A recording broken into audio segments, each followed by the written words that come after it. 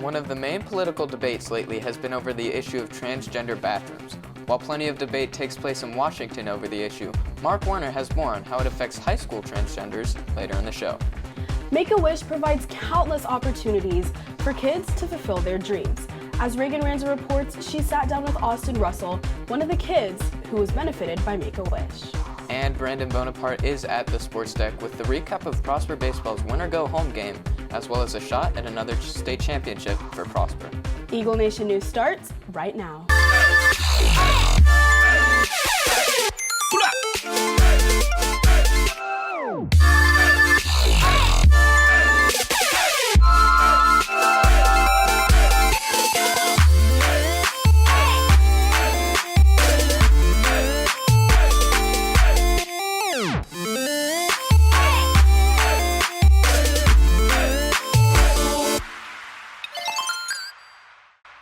Morning, Prosper High School. Today is Tuesday, May 23rd. I'm Jake Fine. And I'm Sola Kantai. Here are today's top stories.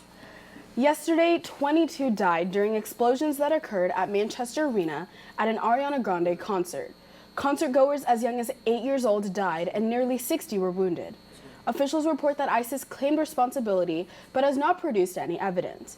Many still remain missing. This past Friday, Prosper held its annual Special Olympics event.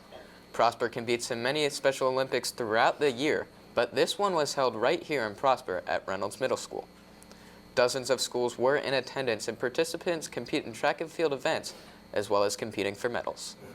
Yesterday, students in the Prosper Career Independent Study Program, or PCIS, showcased their year's worth of work here at the Prosper High School Auditorium.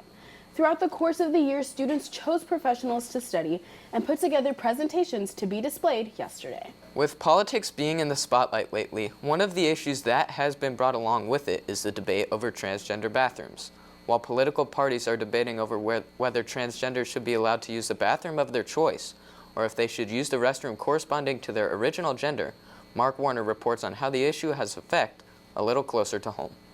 I fear that I'll continue to grow in a country that refuses to recognize my humanity as a transgender person. I fear I could walk into a men's bathroom and come out on a stretcher. I feel that I could walk into a men's bathroom and come out dead. The Texas Senate has passed Senate Bill 6, which states that all people must attend their gender bathroom that's assigned on their birth certificate. The bill will overrule any local transgender-friendly bathroom ordinances like ones passed in Dallas and Austin. Bathroom bill affects people physically, not having the atmosphere of acceptance. We're also talking about them having personal identity crisis.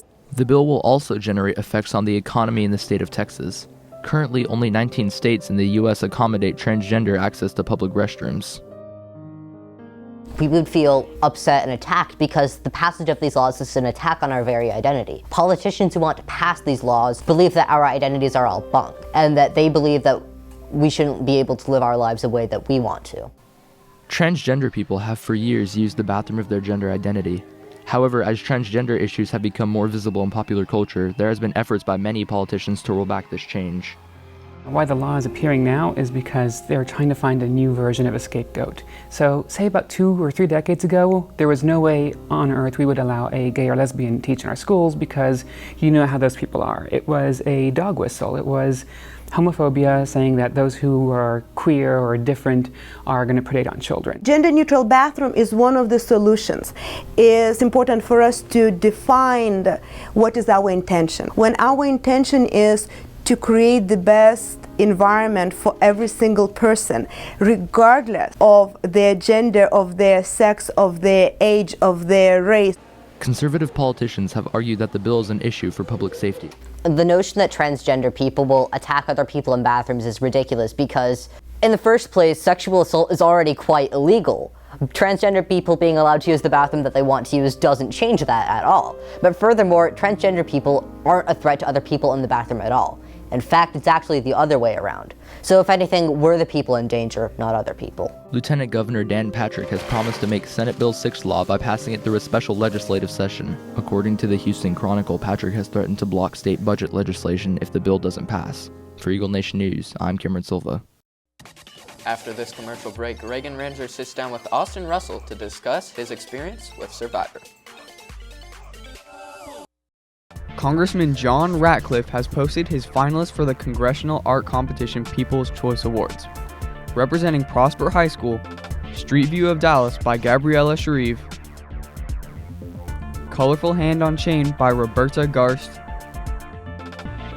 Cast your vote today. Go to samjohnson.house.gov.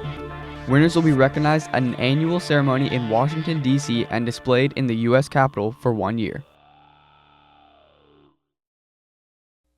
The Make-A-Wish Foundation makes dreams come true for deserving children, and Austin Russell, a freshman here at PHS, was one of the recipients of a wish.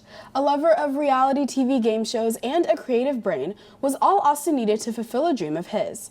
As Reagan Ranzer reports, Austin caught the eye of Survivor's producer and got the wish of a lifetime. Austin Russell was born with a type of craniosynostosis known as metopic synostosis, which caused the skull to be closed at the front of the head, disturbing his brain growth during childhood. After going through 3 neurosurgical surgeries to resolve his condition, he ended up getting nominated by his surgeon for the Make-A-Wish Foundation. In 2012, Austin received the opportunity of a lifetime. Austin, greetings from Fiji, where we are doing for the second time your original creation of a challenge. The Make-A-Wish Foundation allowed Austin to replace his energy with creativity and come up with obstacle courses for CBS's reality game show Survivor, where contestants competed in an obstacle he designed. I've been watching the show Survivor since I was a kid, and I'd always liked the challenges and just everything about it, the way that they were able to build it, and I got a Make-A-Wish because of surgeries that I had had throughout my life, so I thought, why don't I just make my own one? I was about 10 or 11 when it first aired, when I first made it up. The summer of 2013 was when I initially designed it. I start in a maze of wood. Then I have to scoop a bucket of water, go over the teeter-totter, and put it in a bucket. Once you have enough water in the bucket, it'll lower a gate, and then you do a puzzle, and then whichever team to do that first would win. It was bits and pieces of just things that I had seen in the past, but some of it was my own ideas. I definitely would have been a different person if this experience had not happened. Austin's elemental obstacle course is still being used on the show today, with over 11 million views. For Eagle Nation News, I'm Reagan Ranzer. Now let's send it over to Nico Ray with your social media update. Welcome back, Eagle Nation. I'm Nico Ray with your daily dose of social media. Late on a Sunday night of last week, Texas Governor Greg Abbott signed the controversial Senate Bill 4, the controversial Sanctuary Cities ban that allows police officers to be deputized to enforce federal immigration law. Rather than following the usual protocol of a press conference or notifying the media, Abbott signed the bill after a 5-minute, vertically filmed speech on Facebook Live. Many critics have categorized the decision as a publicity stunt likely meant to avoid protests and keep the spotlight on the governor. Abbott spokesperson Matt Hirsch stated that they did it for the page views. The incorporation of social media on the political communication landscape and the idea of politicians bypassing the media is a pressing topic that is sure to have major impact on the future of traditional media. The high-speed nature of social media allows politicians to communicate a unique agenda that may then predict future media content. But the question remains, can social media efforts be misconstrued and unchecked as propaganda and influence public reaction without a challenge to the story? Continue to plug into the Twitter sphere for more social media updates at Eagle Nation News and stay informed. For your social media update, I'm Nico Ray. After this commercial break, Hannah Dennis is in studio with your 3-day weather forecast. The 4th annual Talent Awards Show, ENN's Black Tie Celebration, is Saturday, May 27th. Red carpet opens at 6:30 and show starts at 7. Everyone is invited to the party. Any incoming seniors interested in running for a 2017-2018 HOSA officer position, please see Miss Megley or Miss Horniak for more information. Red Cross Club meeting after school on Wednesday, May 24th in room 2224. All current and new members must attend.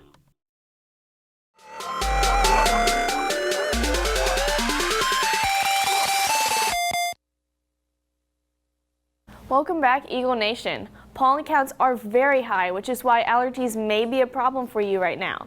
Since North Texas never got a deep freeze this winter season, we have twice the amount of pollen than usual.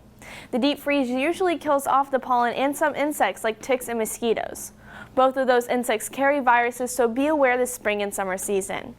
Moving on to the 3-day forecast, today the high reaches 75 and we have a 40% chance of rain. There is said to be no severe storms, just scattered showers across North Texas. The winds will reach up to 15 to 25 miles per hour, but they may become stronger as the rain moves through. Tomorrow the high reaches 81 and we have no chance of rain. For the most part, it should be a sunny day with little humidity. The winds will still be pretty strong, with them reaching 10 to 20 miles per hour. Thursday the high reaches 89 and we have no chance of rain again. The humidity will still be pretty low, which will help it feel slightly cooler than the said high. The winds, however, have picked back up, reaching 15 to 25 miles per hour. Looking towards the weekend, it looks like it'll be another rain-filled weekend with the thunderstorms showing back up Saturday night. It shouldn't be a washout. In fact, the storms may miss us altogether, but we won't know for sure until later this week. I'm Hannah Dennis, and hopefully we will get a deep freeze this upcoming winter season. After this commercial break, Brandon Bonaparte is at the sports desk with your Eagles sports update.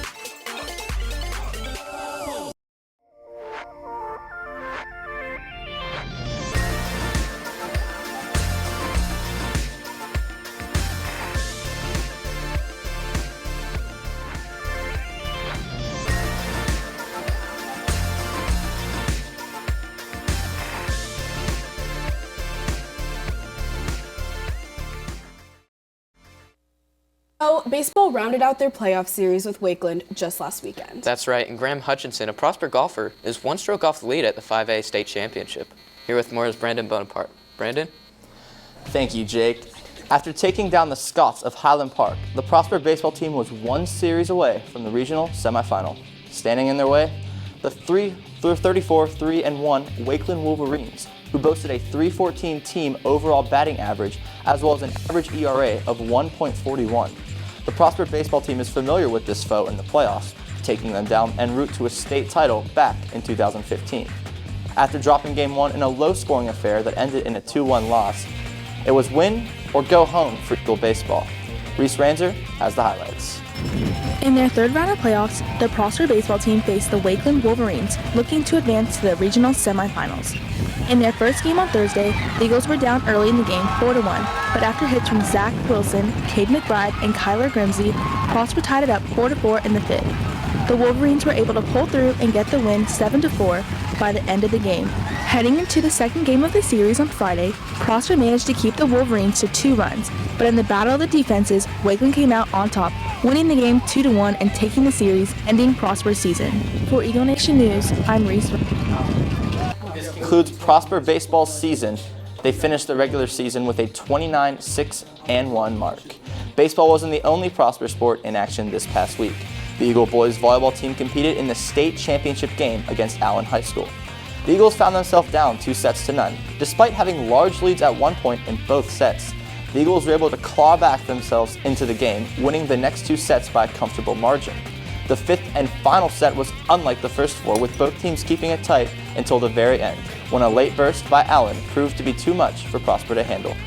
The Eagles finished as state runner-up. Switching gears to the golf course, Prosper golfer Graham Hutchinson opened up play at the state tournament on Monday. Hutchinson shot a 71, or in other terms, a 1-under, which landed him a part of a 2-way tie for second. The state tournament resumes action today, and Hutchinson will look to gain a stroke on the front runners and eventually take the lead. Well, that's going to conclude today's sports update. I'm Brandon Bonaparte. Back to you guys at the desk. Thank you, Brandon. Well, that's going to do it for our show today. For Eagle Nation News, I'm Jake Fine. And I'm Sola Cantai. Live long and prosper.